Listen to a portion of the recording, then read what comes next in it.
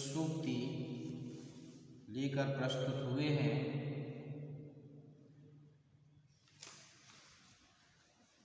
और हम इन सूक्तियों के विषय में जानेंगे।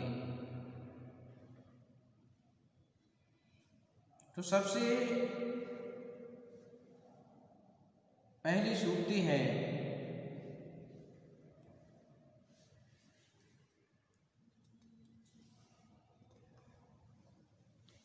पुष्टि मार्ग और अष्टछाप कवि।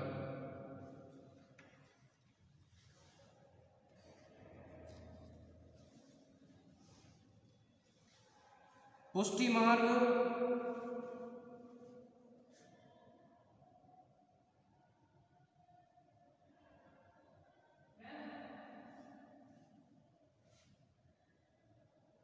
आचार्य वल्लभाचार्य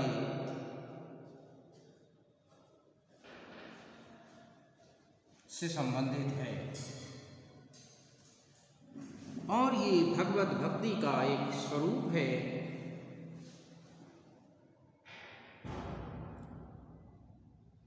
इस कृष्ण भक्ति में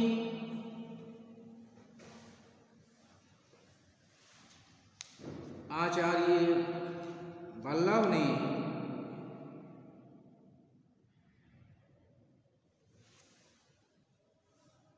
इस बात पर जोर दिया कि भक्त के लिए अपने भगवान के अनुग्रह और कृपा पर निर्भर रहना चाहिए।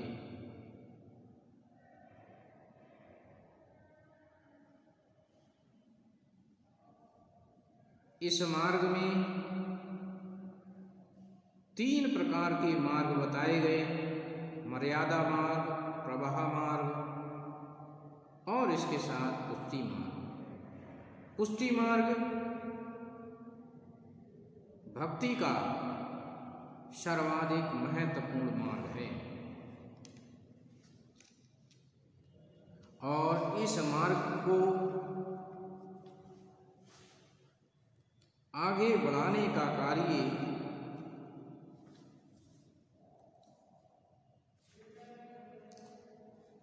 पुष्टि मार्ग के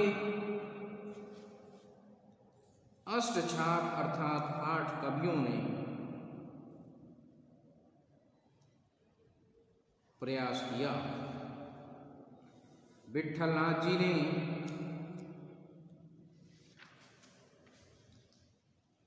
4 वल्लभाचार्य के शिष्य तथा 4 स्वयं के शिष्यों को इसके अंतर्गत स्थान दिया।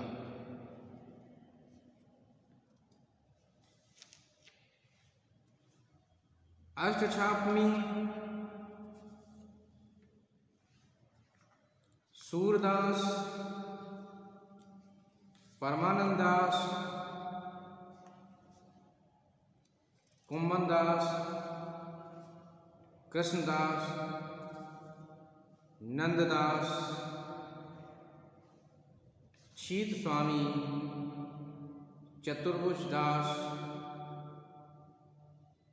जैसे 8 भक्त कवियों को सम्मिलित किया जिन्होंने इस मार्ग के लिए आगे बढ़ाया।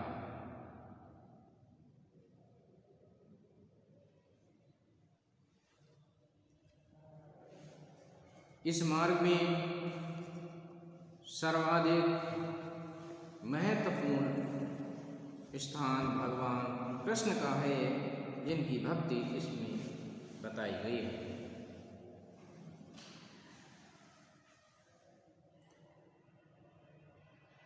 अगली सूक्ति है कि कविता शब्दों की अदालत में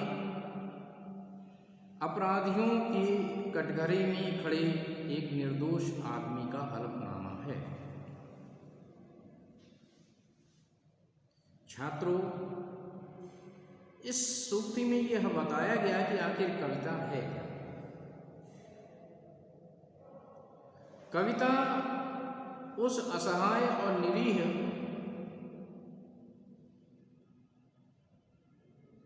व्यक्ति की आवाज है जो व्यक्ति सहन तो करता है,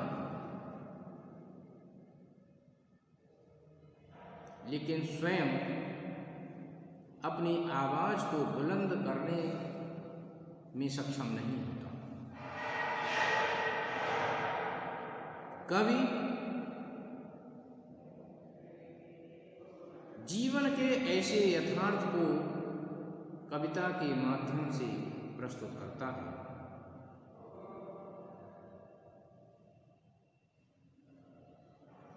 कवि जीवन और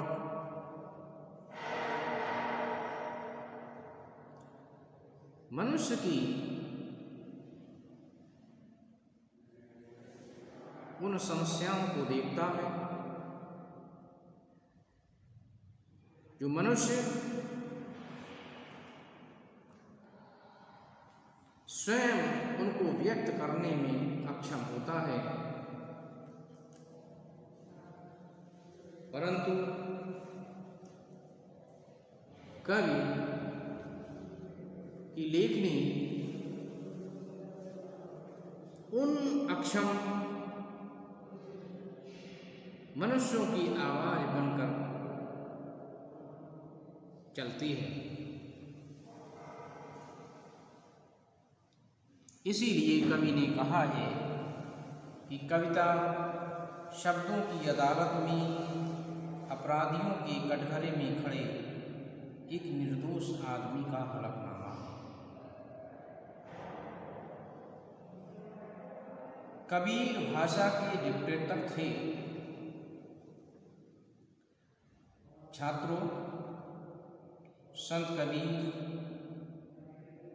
शिक्षित नहीं थे, ये जग जाहिर है, क्योंकि उस समय की परिस्थितियां उनकी विपरीत ही रहीं।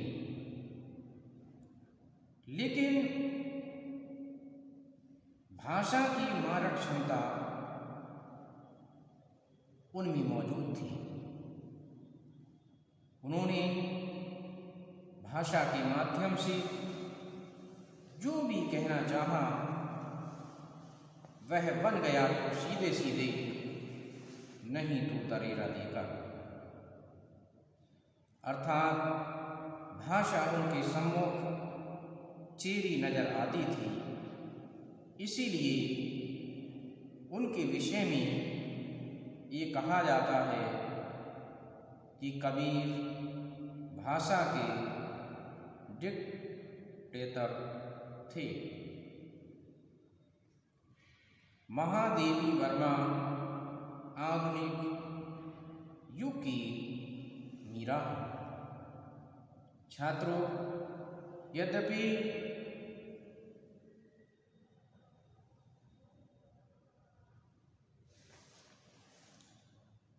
मीरा जी का आंतरिक प्रेम भगवान कृष्ण की ओर रहा। उन्होंने अपने भजनों में अपने प्रियतम स्वरूप भगवान कृष्ण के प्रति अपनी भक्ति भावना को प्रकट किया है। इसी प्रकार महादेवी वर्मा जी की गीत्यात्मक कविताओं में भी बहुत कुछ वैसा ही दुख दर्द प्रकट हुआ है। महादेवी वर्मा जी के गीतों में, उनकी कविताओं में संवेदनात्मक तंतुओं को स्पष्ट रूप से देखा जा सकता है। उनकी अनेक कविताएं दुख से और करुणा से भरी हुई हैं। वे कहती हैं कि मैं नीर भरी दुख की बदली उमड़ी कल थी मिटिया चली।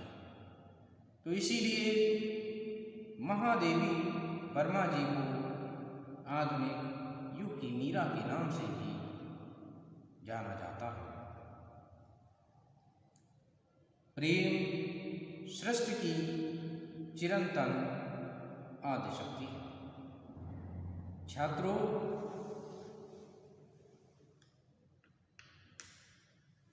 जब ईश्वर ने इस सृष्टि का सृजन किया, उस सृजन के साथ ही मनुष्य के हृदय में प्रेम रूपी भाव के लिए भी उत्पन्न किया।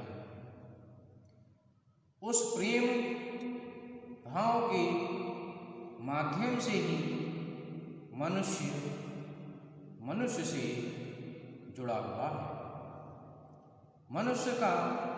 मनुष्य के प्रति जो लगाव है, जो जुड़ाव है, वह प्रेम के कारण ही है। और ये अब से नहीं, जब से सृष्टि का सृजन हुआ है, तब से प्रेम अस्तित्व में है।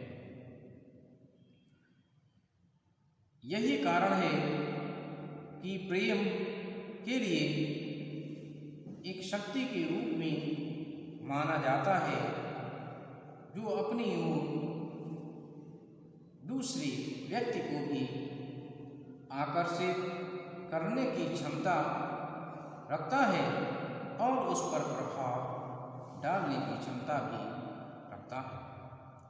क्योंकि प्रेम सृष्टि के सृजन के समय से ही अस्तित्व में है और प्रभावशाली भी है। इसीलिए ये कहा जाता है कि प्रेम सृष्टि की चिरंतन आदि शक्ति है। तो छात्रों, आपने इसको समझा होगा। धन्यवाद।